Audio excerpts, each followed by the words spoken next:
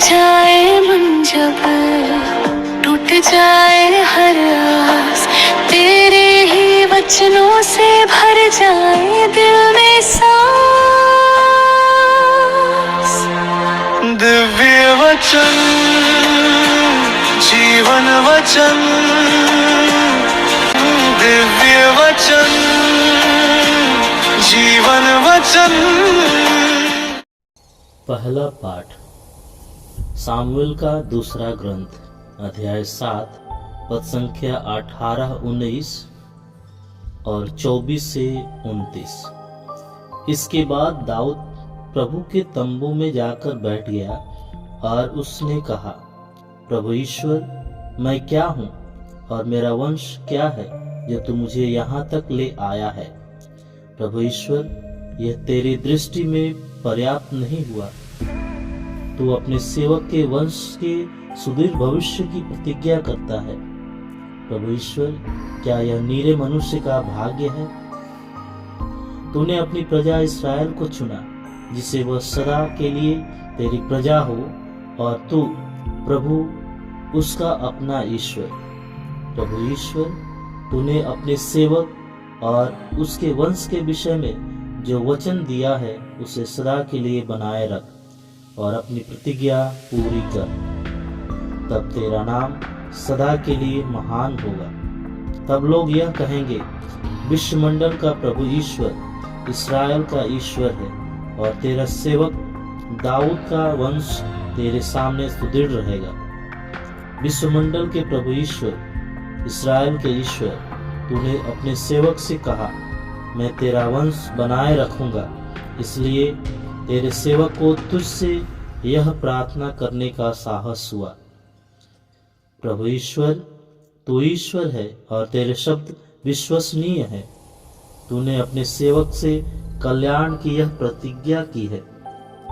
अब अपने सेवक के वंश को आशीर्वाद प्रदान कर, जिससे वह सदा तेरे सामने बना रहे।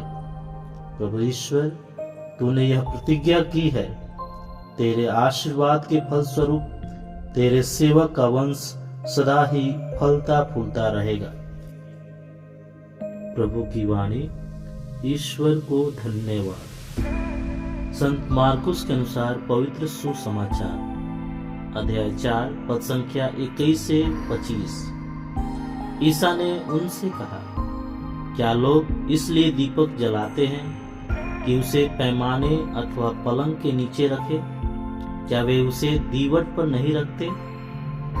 ऐसा कुछ भी छिपा हुआ नहीं है जो प्रकट नहीं किया जाएगा, और कुछ भी गुप्त नहीं है जो प्रकाश में नहीं लाया जाएगा।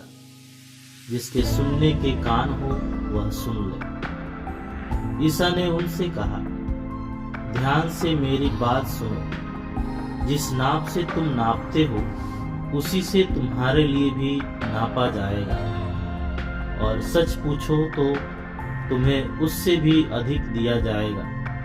क्योंकि जिसके पास कुछ है उसी को और दिया जाएगा, और जिसके पास कुछ नहीं है उसे वह भी ले लिया जाएगा जो उसके पास है। प्रभु का सुसमाचार। ख्रिस्त प्रभु की जय।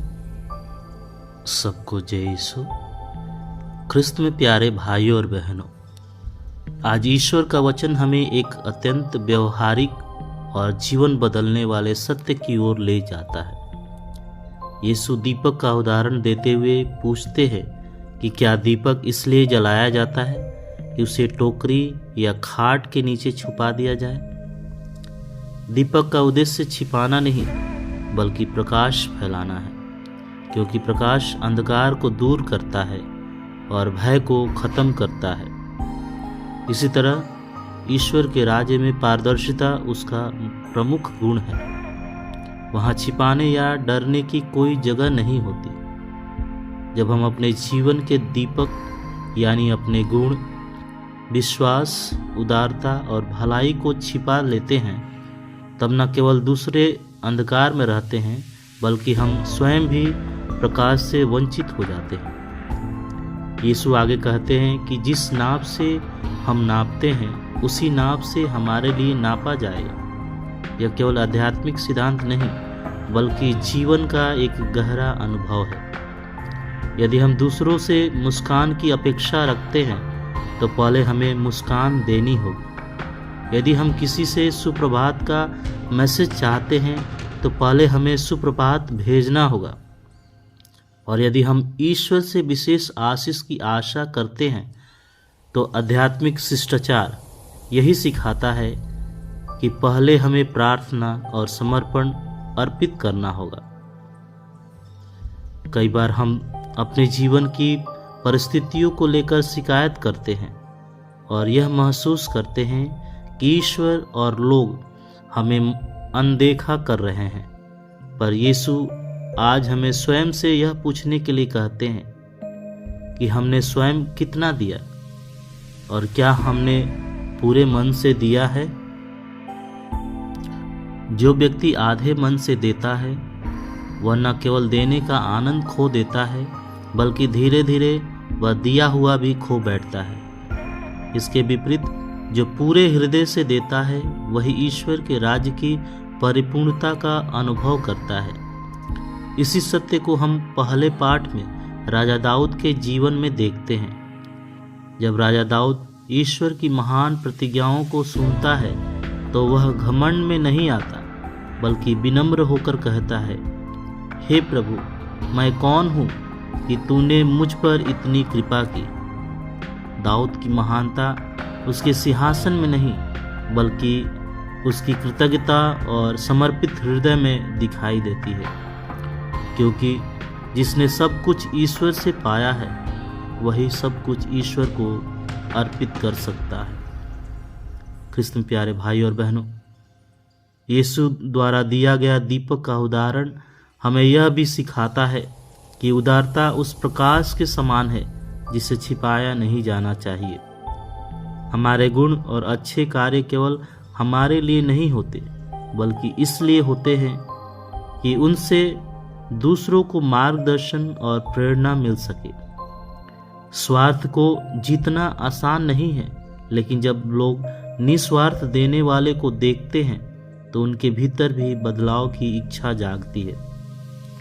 वास्तव में उपदेश और सलाह हमेशा लोगों को नहीं बदलती, लेकिन निस्वार्थ जीवन का जीता जागता उदाहरण उन्हें अवश्य छू लेता है। जब लोग किसी को बिना स्वार्थ और बिना दिखावे के देते हुए देखते हैं तो उनके मन में यह प्रश्न उठता है, अगर वह दे सकता है तो मैं क्यों नहीं। और वहीं से उनके भीतर परिवर्तन की शुरुआत होती है। इसलिए जब हम अपने समय, धन और दया में उदार होते हैं तो हम जाने अनजाने दूसरों के जीवन को आलोकित कर देते हैं। ऐसी ही निस्वार्थ उदारता के जीवंत उदाहरण इतिहास में भी मिलते हैं, जो हमें यह दिखाते हैं कि यह केवल एक विचार नहीं बल्कि जिया हुआ सत्य है। इतिहास हमें ऐसे अनेक उदाहरण देता है, जिनमें से एक उदाहरण इंग्लैंड के राजा ओसवाल्ड का है, जिन्हें गरीबों का राजा कहा जाता है। कहा जाता है कि वे इतने उदार थे कि उनके हाथ हमेशा देने के लिए खुले रहते थे और उनकी मृत्यु के बाद भी उनके हाथ सड़े नहीं। यह कथा केवल एक चमत्कारी घटना नहीं बल्कि उस सत्य का प्रतीक है कि जो हाथ देने के लिए खुला रहता है वह कभी निष्फल नहीं होता। बहुत से लोग देने से डरते हैं, यह सोचकर कि उनकी संपत्ति घट जाएगी, लेकिन ईश्वर के राज्य का नियम इससे बिल्कुल उल्टा है। जब हम देते हैं तब हम खोते नहीं बल्कि बढ़ते हैं। यदि धन में नहीं तो आशीष में, यदि वैभव में नहीं तो शांति और आनंद में। इसलिए आज यीशु हमसे कोई असंभव काम नहीं मांगते, बल्कि केवल यह पूछते हैं, क्या हमारे जीवन का दीपक जल रहा है? क्या हम पूरे मन से देने के लिए तैयार हैं? जब हम उदार बनते हैं तब ईश्वर का राज्य हमारे भीतर फैलता है। हमारा जीवन स्वयं एक संदेश बन जाता है और हमारा प्रकाश दूसरों को भी प्रकाश की ओर ले चलता है। आइए हम कुछ क्षण मौन हो जाए और प्रभु से प्रार्थना करें। हे प्रभु, हमें ऐसा दीपक बना दे जो छिपे नहीं बल्कि प्रकाश फैलाए। हमें ऐसा हृदय दे जो गिन कर नहीं पूरे मन से दे। पिता, पुत्र और पवित्र आत्मा के नाम पर आमीन।